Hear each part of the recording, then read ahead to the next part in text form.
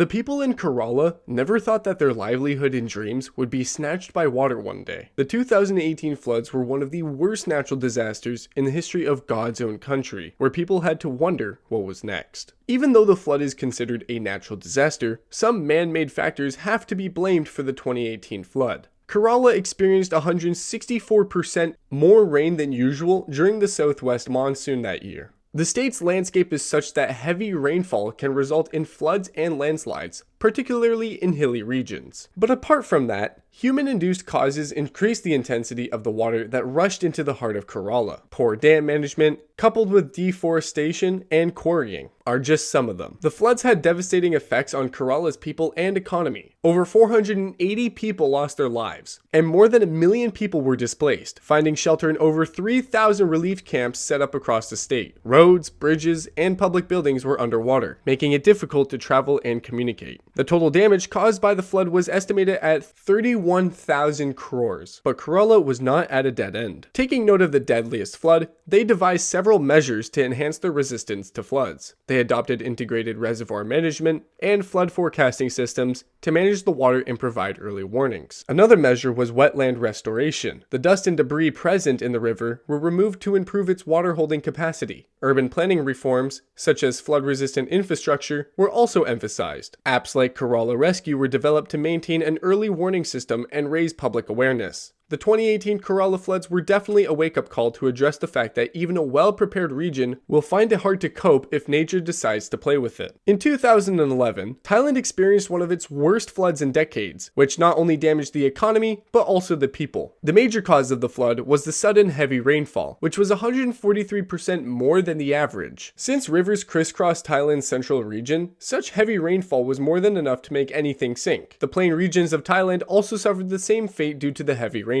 However, some human-induced factors made it worse for Thailand to cope with the flood. That includes mismanagement of dams like Boomable and Sirikit, which couldn't hold back much water. Unscientific urban planning and land use changes also contributed to the flood, which killed many. Over 800 people lost their lives, and more than 13 million were affected by the floods. The entire community had to find temporary shelter as nothing was left as their own. The flood led to some health consequences, like dengue, which made the plight even more severe. Tourism was also affected as tourists avoided the affected areas. The industrial area of central Thailand was most affected by the flood, which affected global supply chains of automobiles and electronics. As the major rice producer, Thailand had to bear damage to over 12.5% of the country's farmland. Total economic damage was estimated at $46 billion, making it one of the costliest natural disasters in history. But they were not ready to lose the battle yet. In response to the 2011 floods, Thailand implemented a range of measures to reduce the risk. That included better water management protocols for reservoirs and dams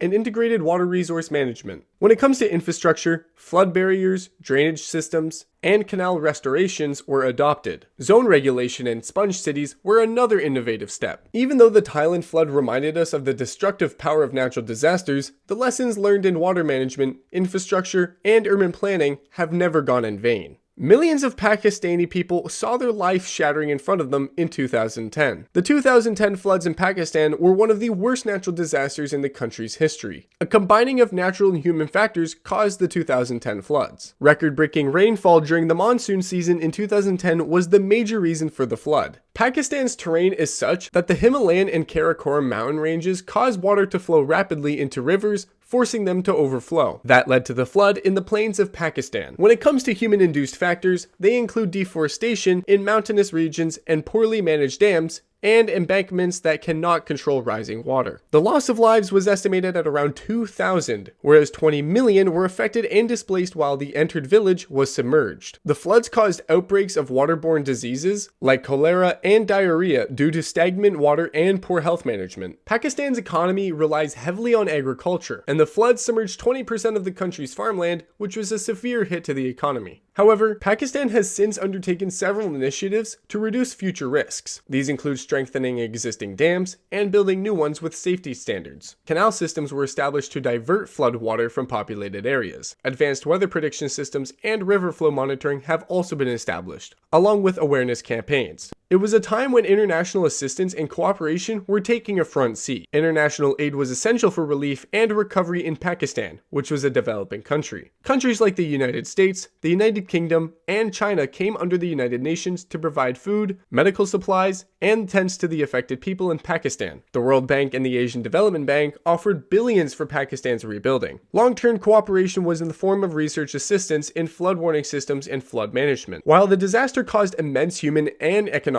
losses, it did highlight the importance of international aid and advanced solutions. Hurricane Katrina hit the Gulf Coast of the United States in August 2005 with a motive of complete destruction. This led to a massive flood in New Orleans, which took a toll on people and their economy. Both natural forces and human vulnerabilities caused Hurricane Katrina's flooding. The hurricane's strength was much more than the coastal barriers could withstand, and since New Orleans is a low-lying region, it didn't take much time for the water to taste its ground. The heavy rainfall was more than enough to give the surging water an upper hand. When it comes to man-made factors, the levee system designed to protect New Orleans from flooding was poorly constructed and maintained, and wetland loss only added to it. The losses were nothing less. Over 1,800 people lost their lives, and hundreds of thousands were displaced from their houses. Sewage, chemicals, and debris from the flowing water were the reason for the disease outbreak. Roads, bridges, schools, and hospitals were destroyed, causing an estimated damage of around $125 billion.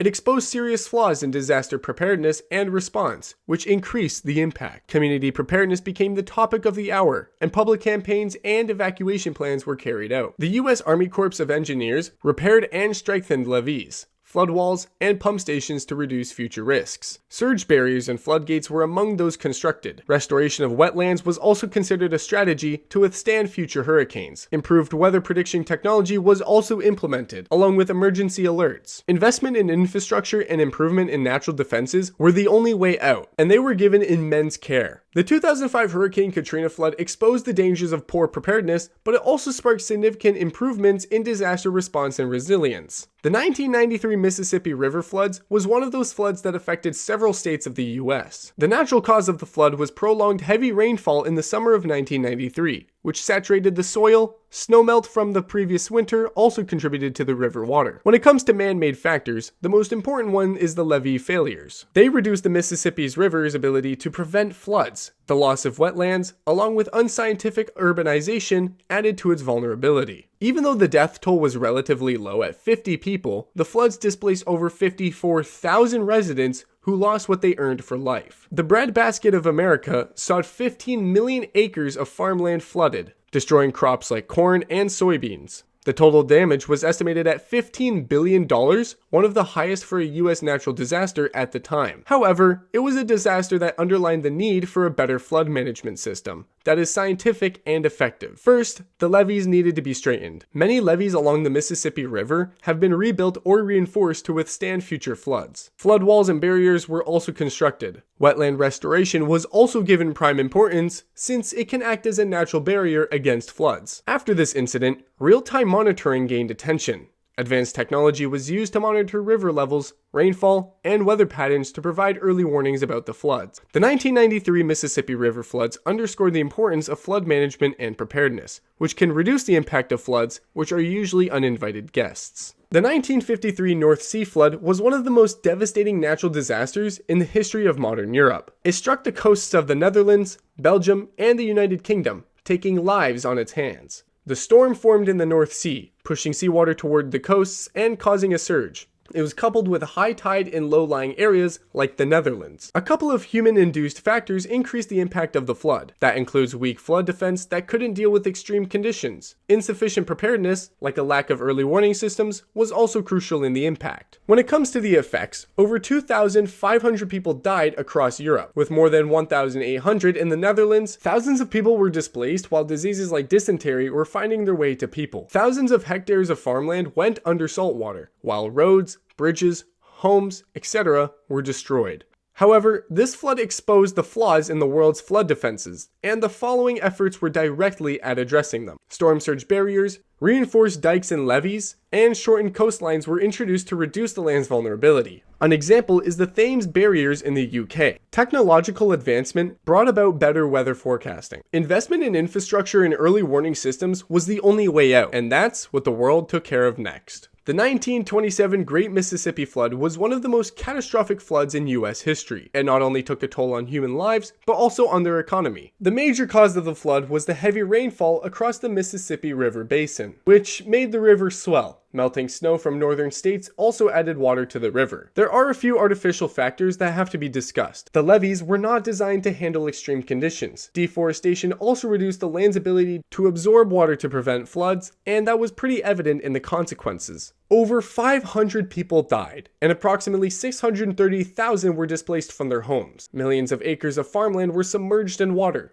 The total damage was estimated to be about $1 billion, which affected the pre-Great Depression. But this flood was a wake-up call for the world to think about prevention, and that resulted in a complete shift of strategies. The Flood Control Act of 1928 was implemented for flood control, and it was followed by the construction of levees, spillways, floodways, reservoirs, etc. to control excess water. Efforts were made to preserve and restore wetlands, which can act as a natural barrier against floods. An early warning system was also improved through advanced flood monitoring and community preparedness. It was a catastrophic event that underlined the importance of integrated flood management and preparedness, which can make us challenge deadly water and its dreadful motives. It was one of the deadliest catastrophes history has ever seen. The Yangtze Huai River floods are still a nightmare for the people of China, who lost their ancestors to the water. In 1931, China experienced prolonged and intense rains, and they never expected that they would end up in one of the most destructive floods the world had suffered. Snowmelt, along with typhoons that struck the Chinese coast, added to the strength of the flood. Human-made factors include poorly maintained dikes and levees, overpopulation, and unscientific land use. Everything acted in a chain reaction to bring about terror on Chinese soil. Around 1 million and 4 million people died due to drowning and disease, whereas millions of people were forced to leave their homes. Farmland cultivating rice and wheat were submerged, marking a staggering loss for farmers and the whole country. But the people of China were not ready to lose to any catastrophe. They took steps to improve their flood management to reduce future risks. The first step was to improve flood control infrastructure, including the 3 Jorge Dam on the Yangtze River and reservoirs. Large investments were made in rivers like the Yangtze to build dams and reservoirs. Levees and flood walls were also reinforced on the river's banks. Forecasting and community alerts enhanced early warning systems. Water diversion projects included spillways and floodways to redirect the excess water. Efforts to protect forests, wetlands, and floodplains played a major role in increasing natural defense. Global organizations were also ready to support China in its comeback. Even though the flood caused original human and economic losses, it also redefined the scope of flood management and disaster preparedness. It proved that through modern infrastructure, conservation efforts can rebuild life when the water rises. So, which flood story impacted you the most? Share your thoughts in the comments below, and let us know if you'd like to see a part 2 exploring more flood events. Join us next time as we delve deeper into the events that have shaped our world, because every flood has a story worth telling.